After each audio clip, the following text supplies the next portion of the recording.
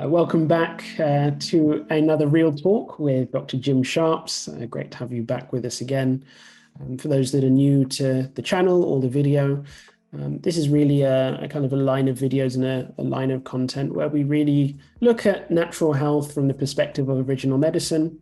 We take a sometimes humorous, sometimes scientific, sometimes different approaches to looking at topics, looking at the body, looking at nutrition, looking at lifestyle, and try to really demystify a lot of approaches, a lot of information, so you can really have a trusted source when it comes to looking at natural approaches to health.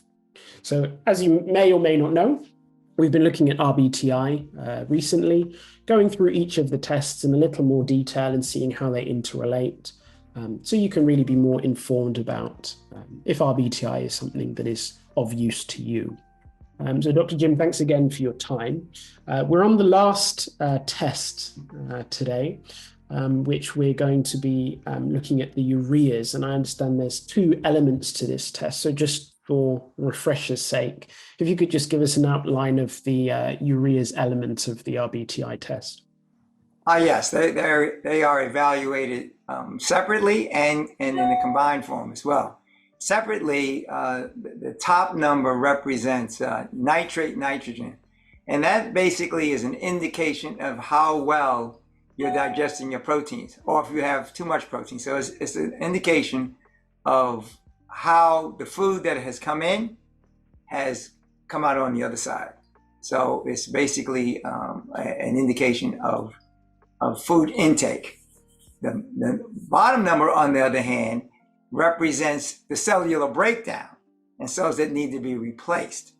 So the top number is protein coming in.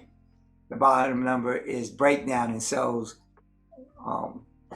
cells going out as a result of metabolic processes and regular cells dying and being eliminated from the body. Great, thank you. And what do the tests identify, those two elements, the top number and the bottom number? Yeah, well, as I said, the top number is nitrate nitrogen. It's the protein coming in. All cells in the body have to have as an element nitrogen. Nitrogen is the protein aspect of the body, and all cells, all of the skin cells, all of the organ cells, they're nitrogenous. And so that's what that represents. So when that number is too high, that means that the proteins that you have coming in are either too excessive or they haven't been able to be broken down sufficiently by your digestion. So it's usually one of those. It's excess protein. That number should be at a certain level. And when that number is high, it's excess protein. And then you have to determine, is that excess protein because you're taking too much protein in that the body can't handle?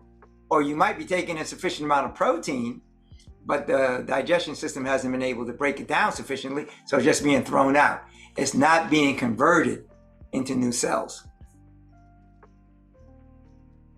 And is that the same for the bottom number as well? The bottom number is how much cellular breakdown is occurring. So you don't want that number to be too high, because that means that the cells are breaking down faster than they're being replaced.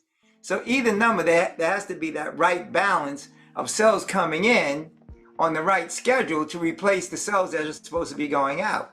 So all of the cells are designed to be replaced every 6 months, and it's on a schedule. You know, and you want that there to be a balance between what's coming in, the energy coming in, to replace those that are going out. So if you have either too much going in that you can't handle, that's unutilized energy, or on the bottom side, if you have too much going out, that means you're aging too rapidly. The cells are being broken down and not being replaced. And then the combined number also has some implications, because nitrogen, if it builds either one of the nitrogens, if it stays in the body too long, either the protein coming in or the protein going out, if it's staying in the body not coming out, it can put a lot of stress on the heart. So that number has a lot of implications in terms of your heart health. So, you know, just like all of the other numbers, you want to look to see, is it too high, too low, or just right? And everything is about balance. And so the combined number has implications in terms of health, and I talked about that in terms of cardio. and each number individually talks about how well the body is handling your food intake and your normal schedule of cellular breakdown. And then, as we stated before, if those are off, either singularly or in a combined way, they can result in a whole host of symptoms that we give a whole bunch of disease names to. But basically, it's the imbalance that biochemistry is showing, which doesn't show up really in a blood test. And by the time it shows up in a blood test, your energy reserves are going so low that you're really having some very serious health issues. That's why when a lot of people take a blood test, if you don't tell them what your issues are, they can't tell you anything. And then you tell them, I have this, and then they give you a Greek or Latin term and pull out the prescription pad to say, okay, this is how you fix it symptomatically. Whereas this is telling you, there are things going on in your body, if they're not taken care of, you get the deficiency of nutrients, and then with the deficiency comes deterioration, and then with the deterioration you have dysfunction of the skin or the organ or whatever it is, and then you have destruction, and so that process, those 4 Ds take place, and you can see it, and the fix is getting your minerals right, not a prescription to stop the pain or this, that, and the other. Now, you might want to use a painkiller, this, that, and the other thing while you're getting things back in order, but that's not fixing the issue. It's basically trying to shut down the normal biological response to these imbalances that are occurring.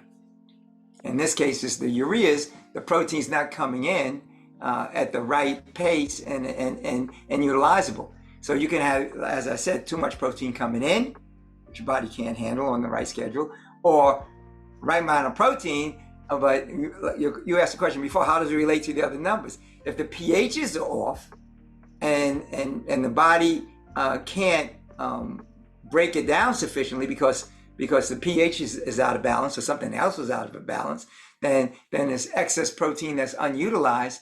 And even if it's properly digested, but you're missing other minerals, it can't put it on the right frequency for your body to be able to use it. So any one of those 3 conditions can cause that top number to be too high. And then on the other hand, you guessed it already, if that number is real low, you want to answer the guy fasting, because that's reflecting what's coming in. And what the test is analyzing is how well did you handle that protein in the food. So if that number is close to 0 or too low, then the question that you want, and the person isn't fasting, then there's a problem. Houston, we have a problem. But if there's a reason for it, you want that number should be going down. If you don't have any input coming in, what are you digesting? See, so it also, that's a good indication of do you have enough energy to fast? And it also tells you when you're supposed to stop the fast. So you can use those numbers to kind of give you a guide of not only what your health status is, but also in terms of fasting and other things. So collectively, as you look at all the numbers and you start and you look at the various correlations, you get a really good personal management of your biochemistry. Does that make sense? That's clear, Jim. So just briefly then, in terms of good numbers, what do they signify? The good numbers would signify that you have optimal balance in your diet. Your diet is right. It's being able to be handled, and it reflects itself in good skin, health, vitality, none of those named diseases.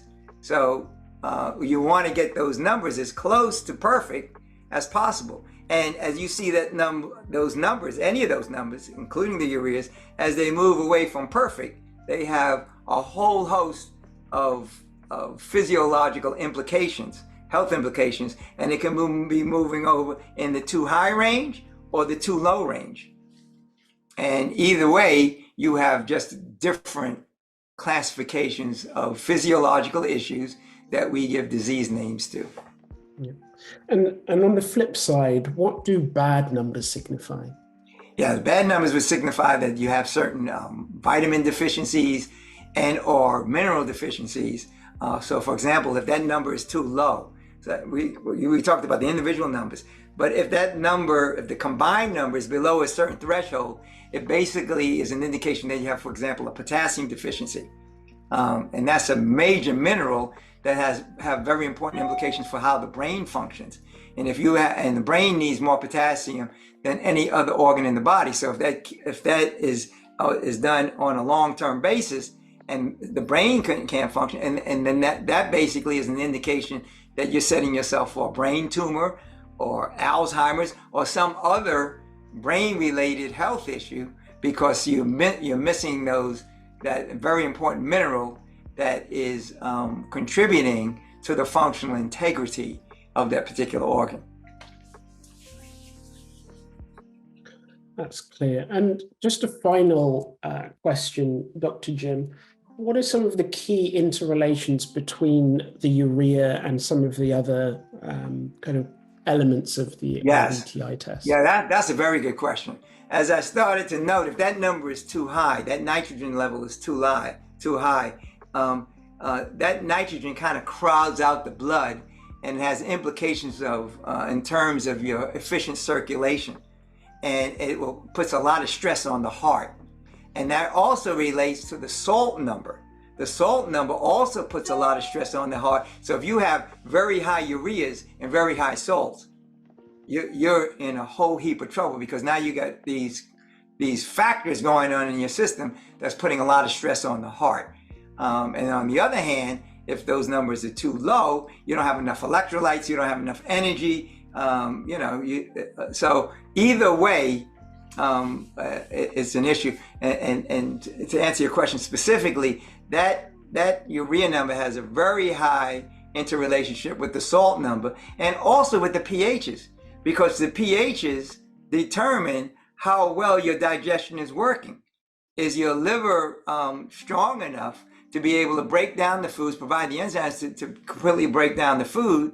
And on the other hand, the urea pHs at a certain level where you can actually accept and assimilate the minerals in the food. So you can see those relationships. So there's a very strong relationship between the salts in particular and the pHs. That's clear, Dr. Jim. So just as we close this element of the series that we've been looking into RBTI a little closer, are there any kind of final things that you'd want to leave with anybody that's been following this series as we kind of finish up?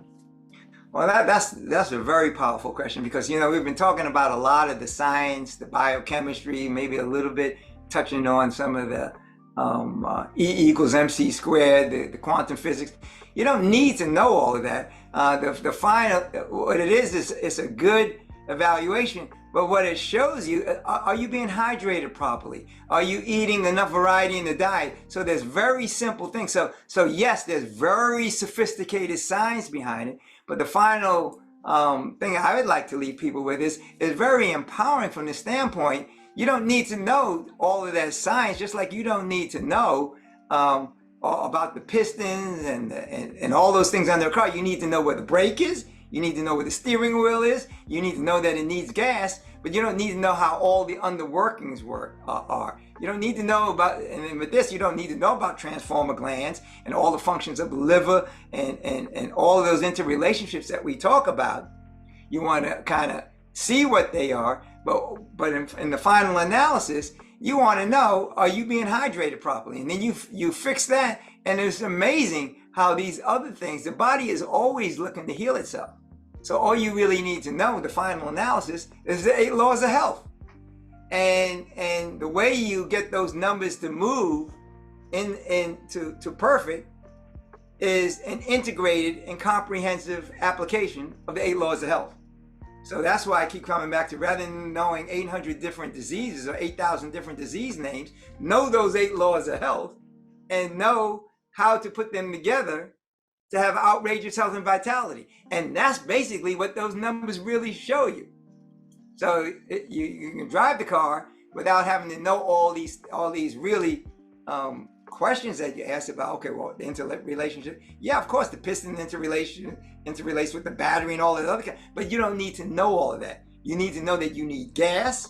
You need to know how to drive the car, and you need to know the rules of the road. And there are Reams rules, and you know those handful of rules. So people always ask me, what kind of education, what kind of background you need to have. And basically you need a 6th grade education in common sense. And on the other hand, those people who know too much and who are stuck in their particular modality, they sometimes are the ones that have the most difficult time with RBTI, because they're trying to fit RBTI into their model rather than understanding what the model is and using their model to enhance and to effectively use RBTI. But RBTI is a very, very powerful tool, but it can be used by the housewife as well as the PhD in quantum physics, just by understanding some basic rules and by observing the 8 laws of health. Dr. Jim, thank you so much. It's always a pleasure to listen and learn as we dive in a little deeper into some topics. As always, do leave us comments. We do monitor the video comments. I mean, if there's any other topics you'd like for us to cover, please do let us know. We'd happily cover them in a session like this. So Dr. Jim, thank you once again to the viewers and everybody that's checking out our channel. Thank you, and see you again next time. Bye for now. Bye for now. Blessings to all.